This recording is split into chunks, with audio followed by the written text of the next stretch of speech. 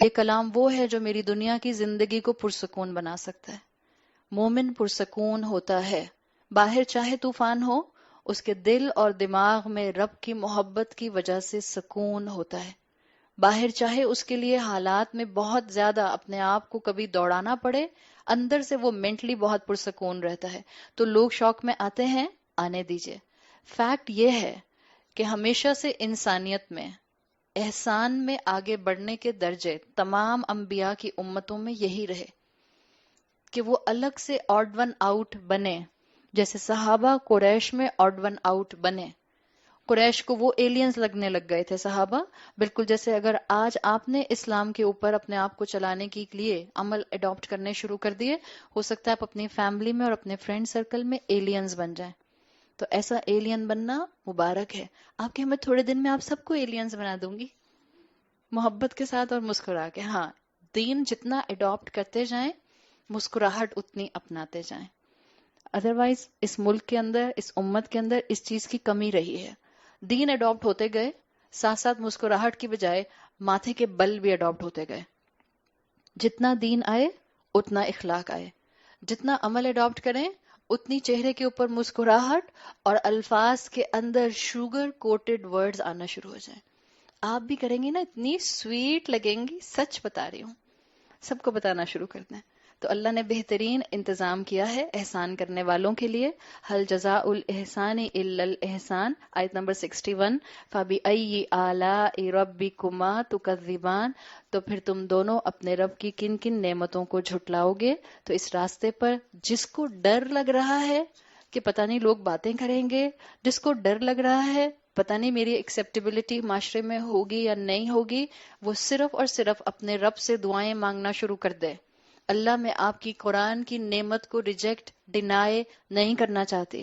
آگے 10 دن آ رہے ہیں، خوب دعائیں مانگیے اور پھر دیکھیے گا کہ زندگی میں معجزات ہی معجزات ہوں گے، اپرچونٹیز ہی اپرچونٹیز ہوں گی، اور اللہ تعالیٰ آپ کو کیسے ایک کے بعد ایک آپشن دے گا اپنے سے قریب کرنے کے لیے.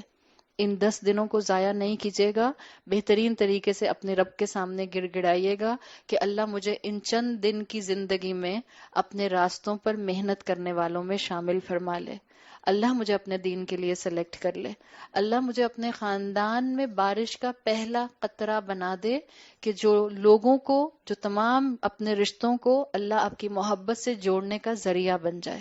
بنے اپنے اپنے گھر کا چراغ، بنے اپنے اپنے گھر کا شینڈلیئر، بنے اپنے اپنے گھروں کی کینڈل. جتنا آپ کا اپنا اسٹرانگ ول پاور ہوگا اتنا زیادہ انٹینسٹی سے آپ اپنے گھر کے اندر اسلام کو پھیلائیں گے. آپ کو کینڈل بننا ہے، آپ کو لیمپ بننا ہے، یا آپ کو شینڈلیئر بننا ہے، چوائس آپ کی ہے. یا آپ کو چھوٹا سا ایل ای ڈی بننا ہے. آپ کہیں ایل ای ڈی تو بہت اسٹرانگ ہوتا ہے، ماڈرن ہو گئے نا ہم تو. نہیں نہیں، شینڈلیئر نہیں، ایک ایل ای ڈی کافی ہے، اتنا شارپ ہوتا ہے. جو بننا چاہتے ہیں بنیں، لیکن اس محبت کو، اس اسلام کو آگے پھیلائیے. آگے فرمایا آیت نمبر 62. آیت نمبر 62 سے سورہ رحمان کا 5th پارٹ شروع ہو رہا ہے. اور جب ہم نے 4th پارٹ شروع کیا تھا تو اس وقت میں نے آپ کو بتایا تھا کہ اس 4th اور 5th پارٹ میں علماء کی دونوں رائے ہیں. بعض اسکالرس کہتے ہیں 4th پارٹ جو ہے وہ ایلیٹ کلاس کے لیے ہے، سابقون السابقون. بعض اسکالرس کہتے ہیں کہ نہیں، وہ اصحاب الیمین کے لیے ہے. دونوں چوائسز موجود ہیں. ہمارے لیے اہم یہ ہے کہ ہم اپنے آپ کو ان جنتوں کا اہل کر لیں. ہمارے لیے اہم یہ ہے کہ ہم اپنے آپ کو احسان کے درجوں پر لانے والے بن جائیں. ہمارے لیے اہم یہ ہے کہ میری زندگی میں اللہ اہم ہو جائے. ہمارے لیے اہم یہ ہے کہ ہم اپنی عبادت کو زندگی کے آخری سانس تک اپنی روٹین بنا کر رکھیں. آیت نمبر 62 میں فرمایا وَمِن دُونِهِمَا جَنَّتَانِ، اور ان دو کے علاوہ، ان دو باغوں کے علاوہ 2 باغ اور ہیں. آپ دیکھیں ابھی تک اگر آپ غور کریں گی، پیچھے پلٹیں گی آیتیں، اگر آپ جائیں گی آیت نمبر، میرا خیال ہے ہم نے کہاں سے شروع کیا تھا، یہ 46 سے جنت کا ذکر شاید شروع ہوا تھا. آیت 46 میں بات شروع ہوئی تھی وَلِمَنْ خَافَ، واو وہاں آیا تھا. اس کے بعد شاید 46 سے لے کر 61 تک کہیں پر بھی واو حرف عطف نہیں آیا. اور اب آپ دیکھیں آیت نمبر 62 میں پھر بات شروع ہو رہی ہے واو سے. یہ واو جو ہے اس کو عربی میں کہتے ہیں یہ جوڑنے والا ہے، حرف عطف ہے. تو مطلب کیا ہے بتانے کا کہ یہ کنیکشن ہے دونوں کا، اس پورے چنک کا اس پورے چنک کے ساتھ. تو 3 اوپینینز ٹوٹلی آپ کو ان 2 چنکس کی ملتے ہیں. ایک نمبر 1 جو میں نے آپ کو بتائی پہلی رائے کہ اسکالر کہتے ہیں کہ پہلا والا جو سلاٹ تھا 4تھ پارٹ وہ سابقون السابقون کا تھا، اور یہ والا آ رہا ہے اصحاب الیمین کا. ایک رائے یہ ہے کہ 4تھ پارٹ جو تھا وہ اصحاب الیمین کا تھا، اور جو 5تھ پارٹ آ رہا ہے یہ سابقون السابقون کا ہے. تھرڈ رائے اسکالرس کی یہ ہے اس واو کی وجہ سے. وہ کہتے ہیں کہ اصل میں ہر جنتی کو پہلے 2 باغ دیے جائیں گے، وَمِن دُونِهِمَا جَنَّتَانِ، اور پھر تھوڑے عرصے بعد اللہ سرپرائز کے طور پر اس کو مزید 2 باغ دے کر اپ گریڈ کر دے گا. تو ہر جنتی کے پاس کتنے باغ آ گئے؟ 4 باغ. سوچیں 4 جنتیں، اور ایک جنت کا سائز، وہ جنت جو ادنا جنت ہوگی، ادنا امتی کی، جو سب سے آخری اللہ کے رسول صلی اللہ علیہ وسلم کے امتی کو دی جائے گی، اس کا سائز آتا ہے اس پلانٹ ارتھ جیسے 10 پلانٹ. اور یہ تو وہ ہیں جو اصحاب الیمین ہیں، جو روز محشر پاس ہو گئے، جن کو الحمدللہ جہنم میں نہیں جانا پڑا. یہ تو وہ ہیں جو سابقون السابقون ہیں، اے سٹار والے پوزیشن ہولڈر. تو ان کی ان 4 جنتوں کا سائز کیا ہوگا، یہ تو اللہ تعالیٰ ہمیں اس کا اہل بنائے پھر ہی ہم دیکھیں گے. تو کریونگ رکھیں ان جنتوں میں پہنچنے کی. یہ تیسرا مفہوم جن اسکالرز نے کیا ہے وہ اس حرف عطف واو کی وجہ سے یہ مفہوم ڈیرائیو کرتے ہیں کہ ہر جنتی کو اپ گریڈ کیا جائے گا تو ٹوٹل اس کے 4 باغ ہو جائیں گے. اللہ انعامات دینے میں آپ کے اور میرے لیے اپنی شان رحیمی کے ساتھ موجود ہوگا. یاد رکھیں اس کی رحمت کے 99 حصے وہاں مومنین کے لیے ہیں. تو وہ ایکسپیکٹیشن سے بڑھ کر دے گا اور بہترین دے گا. بالکل جیسے ابھی ہم نے بات کی تھی کہ اللہ دنیا میں بھی ہماری ایکسپیکٹیشن سے بڑھ کر ہمیں دیتا ہے جب ہم خیر کے راستوں پر آگے فَبِأَيِّ آلَاءِ رَبِّكُمَا تُكَذِّبَانِ، تو تم دونوں اپنے رب کی کن کن نعمتوں کا انکار کرو گے، تو ناقدری نہ کرو. اس دنیا میں ایمان کو اتنا مضبوط کر لیں، اللہ ہے اور اللہ نے مجھے جیسے پیدا کیا ہے ایسے اللہ نے مجھے موت دینی ہے. میری موت کس وقت آئے گی مجھے نہیں پتا، تو مجھے ہر لمحہ اس کی تیاری کرنی ہے.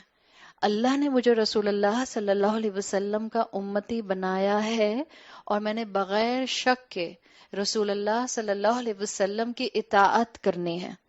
جس نے اللہ کی اطاعت کرنی ہے وہ رسول کی اطاعت کے بغیر رہ نہیں سکتا.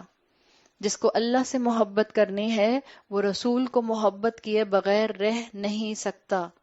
جس نے اپنے آخرت کے مقام بلند کرنے ہیں وہ رسول اللہ کی تعلیمات کو اگنور کر نہیں سکتا. اس دنیا میں ایسے رہیں کہ آخرت آپ کے سامنے ایک ریئل چیز بن کے، حقیقت بن کے ہمیشہ موجود رہے. اور جتنا آپ قرآن سے جڑتے ہیں آپ کو جنت، دوزخ، گناہ، ثواب، شریعت کے حلال اور حرام اپنے سامنے کھلتے ہوئے نظر آنے شروع ہو جاتے ہیں، واضح ہونا شروع ہو جاتے ہیں.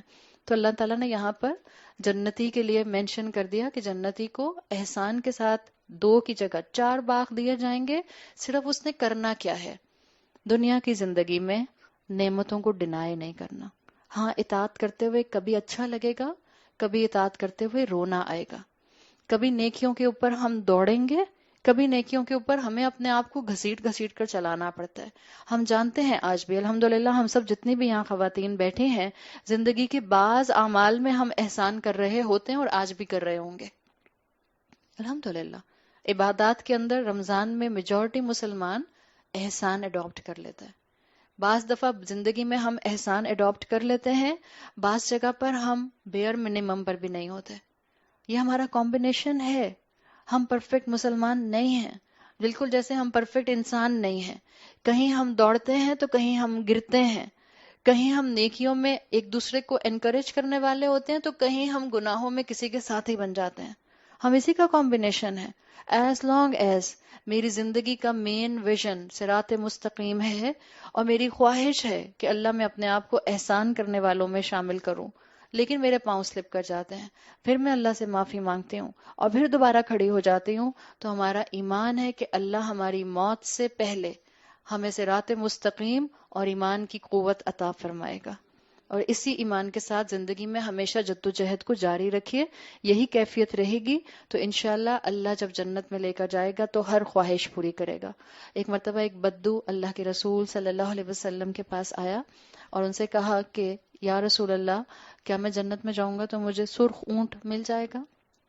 سرخ اونٹ کا مطلب لٹرلی سرخ اونٹ نہیں ہوتا تھا، یہ سب سے ہائیسٹ نسل کا اونٹ ہوتا تھا عرب کے اندر، جو اس وقت سب سے مہنگا اونٹ تھا۔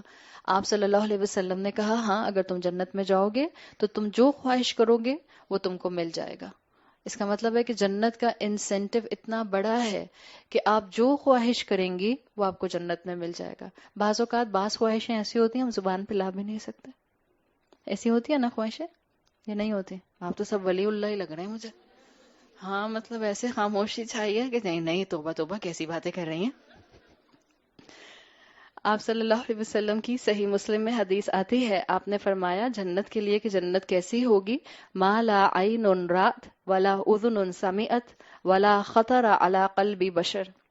جنت ایسی جگہ ہے جو کسی آنکھ نے دیکھی نہیں، جس کو کسی کان نے کبھی سنا نہیں، کوئی آواز کان پر اس کی آئی نہیں، یعنی وہاں کی آبشاروں کی آواز کیسی ہوگی، وہاں کے واٹر فال کی آواز کیسی ہوگی، آپ دنیا کی آبشار کے نیچے بیٹھ کے نہیں سمجھ سکتے، آپ کو بالکل اندازہ ہی نہیں ہو سکتا۔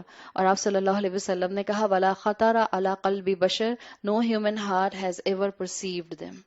ہم سوچ ہی نہیں سکتے کہ وہ جنت کیسی ہوگی۔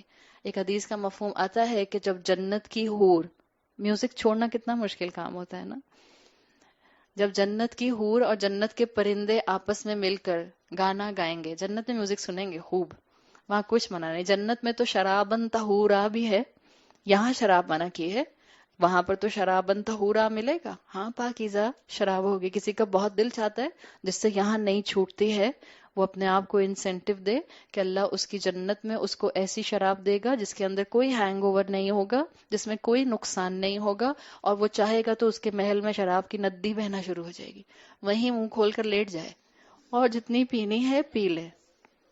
بس شرط یہ ہے کہ دنیا میں اپنے آپ کو ہولڈ کر لے، دنیا میں روک لے۔ اور یہ وہ کلچر ہے، دیکھیں ڈرنکنگ بہت کامن ہوتی جا رہی ہے، بہت کامن، حرام ہے، کوئی سیکنڈ ڈاؤٹ نہیں ہے، باقاعدہ حرام کا لیبل، اور اسلام نے بہت کم چیزوں کے اوپر حرام کا لیبل لگایا ہے۔